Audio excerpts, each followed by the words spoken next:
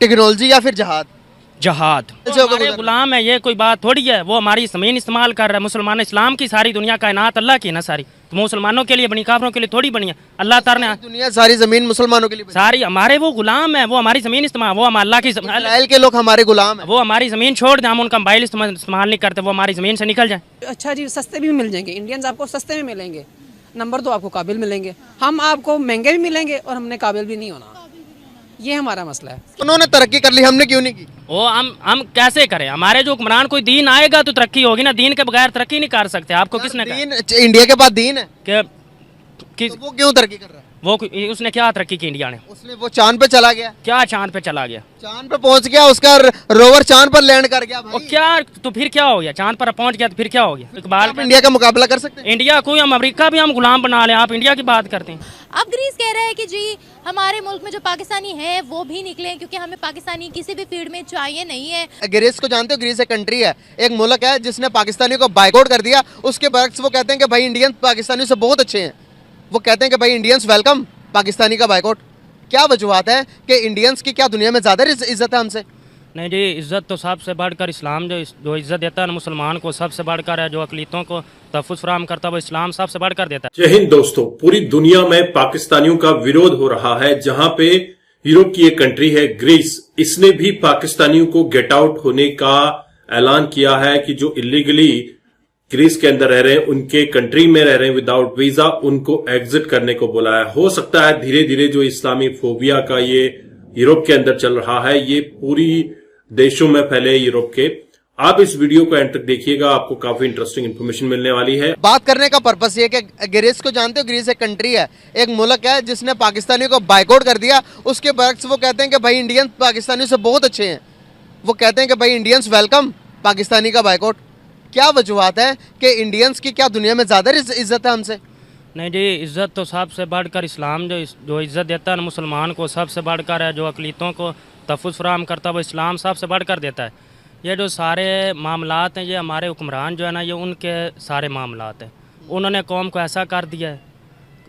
कोई देखता है, वो जब देखते हैं कि जनाब ये हुक्मरान इनके ऐसे हैं, कोई 5 साल पूरे नहीं करता, अपनी मार लूट कर रहे हैं, पैसा खाए जा रहे हैं। हुक्मरानों पर सारी बात तो डाल दो दी, लेकिन यहाँ पर यह लॉजिक नहीं बनता। फॉर एग्जाम्पल क्या ग्रीस के अंदर जाकर आप इंडिविजुअली तौर पर आप अपने जात के जिम्मेदार हो, वहाँ पर जाकर रेप केस में किसी के साथ छेड़छानी करोगे, लड़कों लड़के के साथ करेंगे, दूसरे रेप करेंगे ज़बरदस्ती पकड़ के, तो क्या उसमें हुक्मरान जिम्मेदार हैं?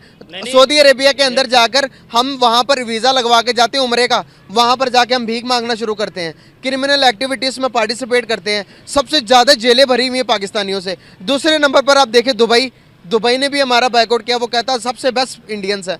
वो वहाँ पर आते हैं, 2 नंबर ही नहीं करते, किसी के साथ झूठ नहीं बोलते, धोखाबाजी नहीं करते। क्या कहेंगे इस बारे? देखें, कुछ अफराद की निस्बत से एक मछली गंदी हो तो वो सारे तालाब को गंदा कर देती है, लेकिन एक मछली की गंदा होने की वजह से आप सारे तालाब को गंदा नहीं कह सकते। मैं बता रहा हूँ, क्रिमिनल एक्टिविटीज़ में पाकिस्तान का जो पार्ट है, बहुत ज़्यादा लोग हैं दुबई के अंदर। अभी आप सर्च करें गूगल पे, गूगल को यूज़ करते हैं? नहीं, इतना ज़्यादा नहीं करते। तो आपको तो करना चाहिए गूगल को यूज़। यूट्यूब को यूज़ करते हैं? यूट्यूब को बहुत कम करते हैं, बहुत कम। अच्छा, खबरें सुनते हैं? ये भी बहुत ही कम तो सुनते आप हैं। दुनिया से किसी भी चीज़ से अवेयर नहीं है तो आपको क्या पता होगा कि दुनिया में क्या चल रहा है? भाई दुनिया के बारे में इंफॉर्मेशन रखना भी बहुत इतना ही ज़रूरी है जितना कि आपके लिए ऑक्सीजन है। हमें यहाँ पर पता नहीं। अब आप कह रहे हो कि भाई एक मछली पूरे तालाब को गंदा करती है। अगर आप इसके बारे में आपको इन्फॉर्मेशन होती तो आप कहते हैं कि वाकई में यार ये चीज़ें हमें ठीक करने की ज़रूरत है। देखें, वही तो मैं कह रहा हूँ, जो गैर कानूनी है या जो कानून को ख़राब कर रहा है, कानून की फॉलो नहीं करता कानून को, तो उसको आप उसकी सज़ा दें। वो उसका हकदार है सज़ा का। जो करता है आप उसको तो उसके साथ ना मिलाएं। मतलब क्या, मुझे समझ नहीं आई। आप देखें, मतलब जो अफराद जाके सारे तो वहाँ जाकर ये काम नहीं ना करते, अच्छे लोग भी होते हैं। अच्छे लोग भी हैं, बिल्कुल हैं अच्छे लोग भी। सारे नहीं करते, लेकिन चंद एक में से भी बहुत ज़्यादा तादाद है भाई। हमारे यहाँ पर सड़कों पर वहाँ पर जाके कच्ची गरियाँ बेच रहे हैं दुबई के अंदर। आप मुझे बताओ, एक एडवांस सिटी जिसे आप टेक्नोलॉजिकल एडवांस कह सकते हो, कि दुनिया के एडवांस कंट्रीज में से आता है, जहाँ पर टूरिस्ट हब माना जाता है दुबई को। आपको पता वहाँ पर इंडियंस की शेयर कितना? नहीं, मुझे आधे से ज़्यादा दुबई। वहाँ पर 3 लैंग्वेजेस को प्रायोरिटी दी जाती है, सबसे पहले अरबी, इंग्लिश, उसके बाद हिंदी। वहाँ पर उर्दू नहीं लिखी भाई, हिंदी लिखी हुई है। देखिए, मान ली भी आपकी बात वो दे रहे हैं, प्रोटोकॉल भी दे रहे हैं, आपकी बात मान। मेरा एक सवाल है आपको। वो इस्लामी रियासत है मदीना, सबसे पहले मरकज़ है इस्लाम का। लेकिन देखें, अब एक बात है ना, आपने कह दिया वो इंडिया को ज़्यादा प्रोटोकॉल दे रहा है पाकिस्तान। मैं मानता हूँ भी कुछ लोग हैं, आप कह रहे हैं अक्सरियत, अब मान लेते हैं भी है वो ख़राब है, उनको सजा दे, वो ठीक है, आपकी बात ठीक होगी। देखें, इसराइल के साथ ताल्लुकात सऊदी अरब क्यों नहीं तोड़ रहा? एक बात है ना, हम मुसलमान है ना भाई, ताल्लुकात तो जोड़ने लगा था इसराइल के साथ। मतलब क्यों नहीं मैं तोड़ रहा, क्यों नहीं तोड़ रहा? जोड़ रहा है ना, तोड़ क्यों नहीं रहा? क्यों नहीं तोड़ रहा? मुसलमानों के साथ क्यों नहीं खड़ा? वो क्यों नहीं मुसलमानों को सपोर्ट कर रहा? क्यों नहीं अयाशियाँ सारे जहान की सऊदी अरब में हो रही, सर्ब से ज़्यादा बढ़कर वो शहजादे अयाश हैं। मदीना मनौरा, और वो किसी ने क्या खूब शेर कहा था, मुझे उसका मफहूम है, अभी काबे की कमाई से शराब पी रहे हैं। तो आप ये भी कहें ना भी जो मुसलमानों को तो वो सपोर्ट ही नहीं करते, इसराइल को कर रहे हैं कि नहीं कर रहे? फ़लस्तीन का नाम भी नहीं लेते। एक मौलवी साहब ने नाम लिया और उसको जनाब फौरी पुलिस आ गई, उसने उसको जेल में डाल दिया। ये बात ये भी आप लाए ना नेट पे, ये बताएं ना, आप बताएं, खुल के बताएं, क्यों नहीं ला रहे? आपको पता है? वो तो क्या गुलामी का पटा उनके गिरेबान आपको बताता हूँ, गुलामी का पट्टे पुट्टे ये सारी बातें पुरानी हो चुकी है।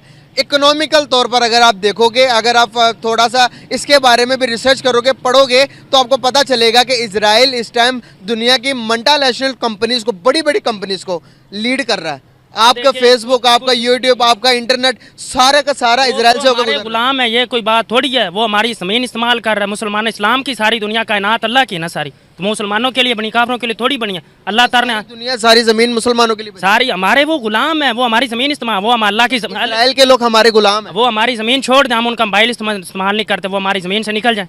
वो तो हमारी किसी नॉन मुस्लिम को इस जमीन में रहने का हक, हिंदू को, काफिर को इस दुनिया में हक जरूर है। इस्लाम ने हजूर ने फरमाया, कोई बंदा मुसलमान किसी गैर मुसलमान को बगैर किसी वजह से कत्ल कर दे तो अल्लाह ताला उस पर अपनी जन्नत हराम कर देगा। देखें, अभी कहा कि पूरी दुनिया मुसलमानों की है। जुर्म ना हो। अब इसराइल ऐसे करे तो क्या वो मुसलमानों पर जुल्म ढाया जाए तो हम कहें भी उसको रहने का हक है? क्या कहेंगे, उसका हक है रहने का? मतलब जहाँ कहीं ना कहीं गलती तो हम भी तो करते हैं, किसी न किसी गलती। ये गलती हो रही, कितनी बार, ये कितने साल हो गए ये गलतियां हो रही। बात बताएं, शॉर्ट करते हैं, टेक्नोलॉजी या फिर जहाद? टेक्नोलॉजी की तरफ नहीं, टेक्नोलॉजी भी साथ साथ रहेगी। देखें, इस्लाम और दुनिया इस्लाम में नहीं है। टेक्नोलॉजी के बगैर कैसे जहाद करेंगे? आपको किसने कहा भी बैट टेक्नोलॉजी से जहाद नहीं हो सकता? कैसे करेंगे जहाद, बताए ना। देखिए, मैंने कहा भी टेक्नोलॉजी साथ साथ है। डॉक्टर अब्दुल कदीर खान ने एटम बम बनाया, किसके लिए बनाया? टेक्नोलॉजी से बनाया, लेकिन बनाया किस वजह से? जहाद के लिए। हाँ जी, एटम बम जहाद के लिए बनाया।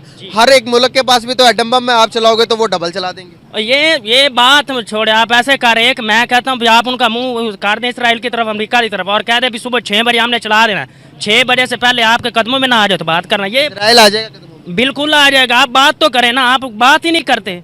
आप बात करें। अब जंगे जो है ना, वो तरवालों पर, घोड़ों पर जाकर जंगे नहीं रही। एक बात बताएं, वो बनाया किस लिए गया? वो कब चलना है? वो एटम बम जो बनाया वो किसके लिए? अपने डिफेंस के लिए बनाया गया कि भाई हम अपने अपने अपने अपने हद तक डिफेंस को बगैर वो डब्बे में बंद करके डिफेंस करना है हमने अपना। तो नहीं तो आप चला देंगे। और देखें, शुरुआत अगर आपको अगर बटन दिया जाता, आज बटन पे बिठाया जाता तो आप चला देंगे। वो एटम बम से नहीं, एटम बम से वो जो आपने देखा, वो एक मुल्क है उसका यमन, उसने एटम बम गिराया। जितनी पावर जिसने मिसाइल गिराया ना, भी जिस तरह का अगला काफिर हमला करे उससे थोड़ा सा बढ़ कर उसको जवाब देना। हमारे पास भी मिसाइल है, लाजमी ये तो नहीं आप यकादम एटम बम चला दे पूरी दुनिया को, ऐसा नहीं है।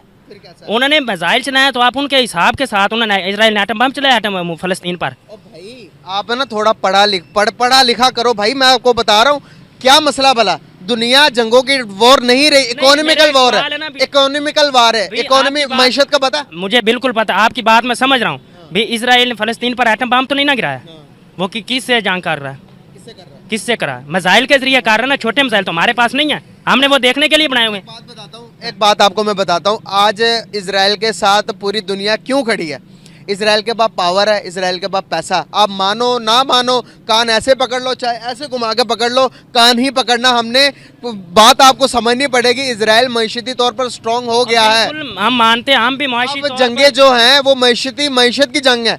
आपके पास मैशत के पास पैसे ही नहीं है, आपके पास फॉरेक्स रिजर्व कितने? मैं बताता हूँ, हमारी कितनी जो मसनूआत हैं वो पाकिस्तान में तो इस्तेमाल ही नहीं होती। पाकिस्तान आपकी जितनी प्रोडक्ट मान रही हैं, सारी प्रोडक्ट तो हम बाहर की इस्तेमाल कर रहे हैं। जो कंपनी है वो पाकिस्तान में इस्तेमाल ही नहीं करती, वो बाहर देख देते हैं। हम अपनी प्रोडक्ट इस्तेमाल करें तो हम उनको क्यों पैसा दे रहे हैं? हमारी तरफ से ये बाइकआउट किया ना TLP ने, आप जानते हैं कितना उनको नुकसान पड़ गया। आपको एक बात बताऊं, पाकिस्तान, सिर्फ पाकिस्तान के अंदर व्हाट्सएप, फेसबुक, यूट्यूब, पता सब किसका है?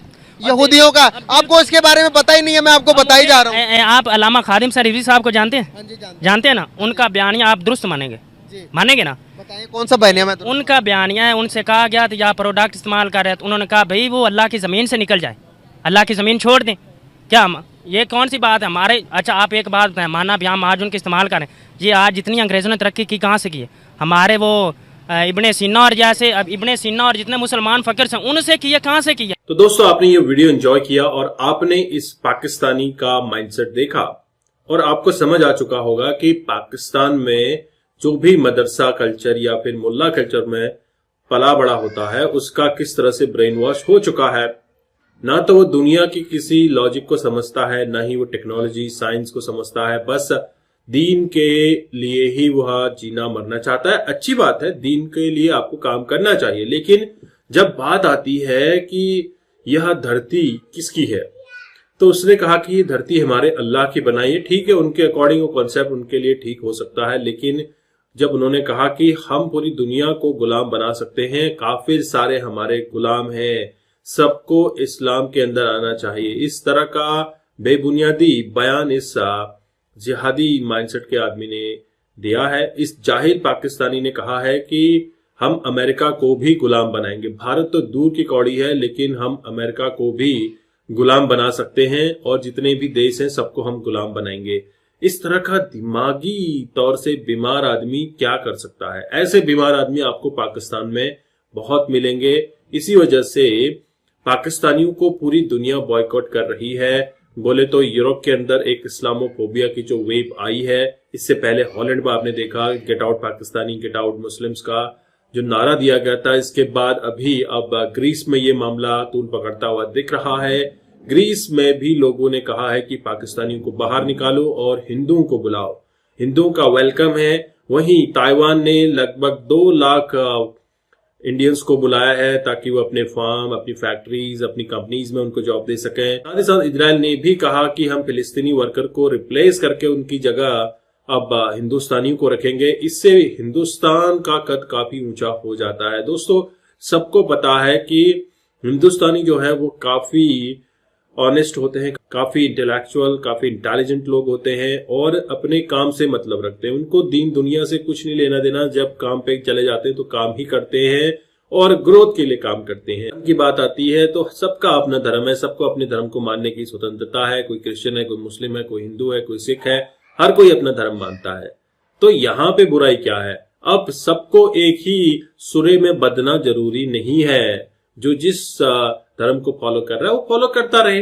अब इस्लाम के अब पाकिस्तानियों का दिमागी ये हो चुका है कि हम इस्लाम के ठेकेदार हैं और इस्लाम के लिए पूरी दुनिया को एक होना चाहिए। अब पाकिस्तान के अलावा बहुत सारे ऐसी कंट्रीज हैं जिसको हम 57 कंट्रीज बोलते हैं, वो खुद ही मुस्लिम्स नहीं है, पूरी तरीके से प्योर इस्लामिक रिपब्लिक नहीं है। अगर हम बात करें मुस्लिम्स की तो सबसे ज्यादा मुस्लिम्स इंडोनेशिया में पाए जाते हैं, लेकिन वहां पे गणेश जी की पूजा होती है। तो दोस्तों किस तरह से पाकिस्तानियों का ब्रेन वॉश हो चुका है, आई होप आपको यहाँ पे आइडिया लग चुका है। मैं आपको मिलता हूँ नेक्स्ट वीडियो में, तब तक के लिए थैंक यू।